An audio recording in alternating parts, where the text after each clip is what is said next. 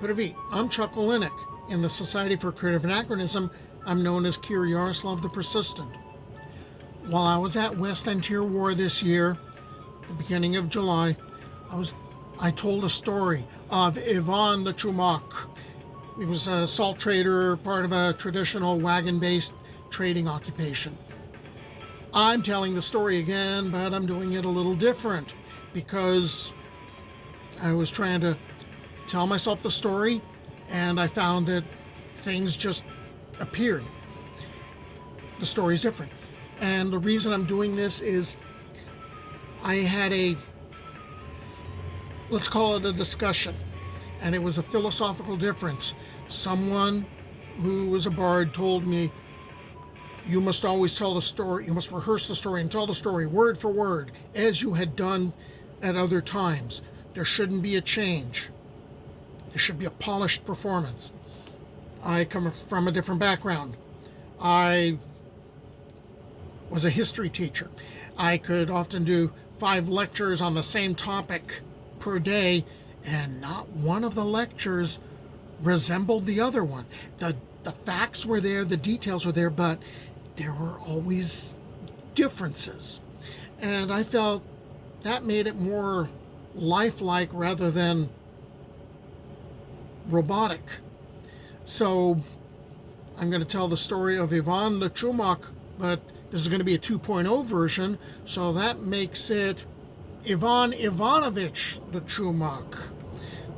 Who will tell us of the things of old, and of the things that have been, of Ivan, of that Ivan, of Ivan Ivanovich, of Ivan the Chumak, of Ivan the salt trader. Ivan came from a family of Chumaki. They had always been Chumaki.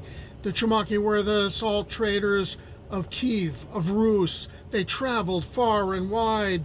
They traveled north to the Varangian Sea and the lands of the Litva, south to the Chorna Mora, the Black Sea, and to the Sea of Surozh, which some now call Azov, from where they brought salted and dried fish, but most of all salt, which they measured out with a chum, a scoop.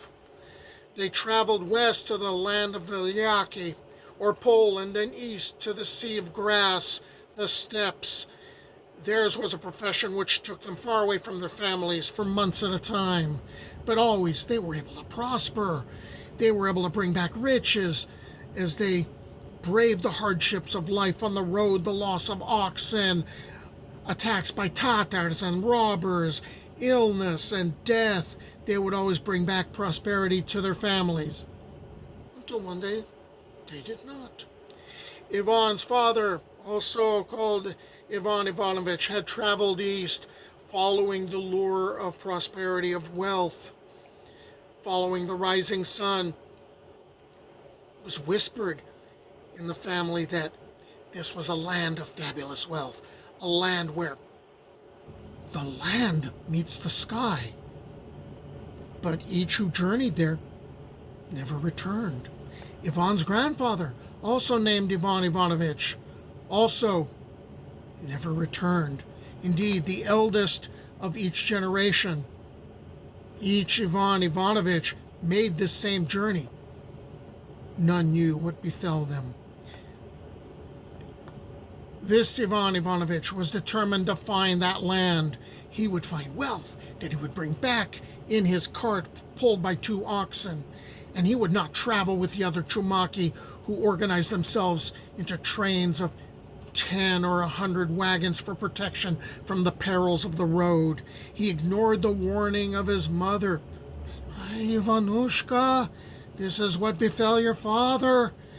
May he rest in peace. He scoffed at the ideas and the pleas of his wife and of his young son, Ivan. Before dawn, he began his journey across the Sea of Grass. His face turned to the east and to the rising sun.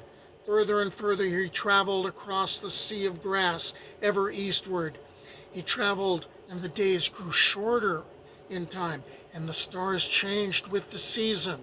To cheer himself, he'd sing songs of the Chumaki and of their journeys. But as he traveled, he felt he was making a grave error. He felt as if he was being mocked by everything. He seemed to be no closer to his goal. Then one evening, as he prepared to stop for the night, he found where the land meets the stars. He heard a voice called him. It was the voice of his father calling, Ivanushka. He climbed off his wagon, and following the voice, he found there were lights like stars all about him, and he recognized one. It was his father, and next to him was his grandfather. And as he looked, he realized all these other lights around him were his ancestors. Looking back, he saw that he was no longer on the land where his oxen waited patiently with the wagon. He began to glow, to shine like a star. He, along with his father and grandfather and all his other kin that were there, were now part of the Chumaki road. This is what we call the Milky Way. It was at the feast I heard this tale. There it was, I drank mead ale. Though it flowed down my beard, my mouth stayed dry, for never a drop passed my lips, swear I.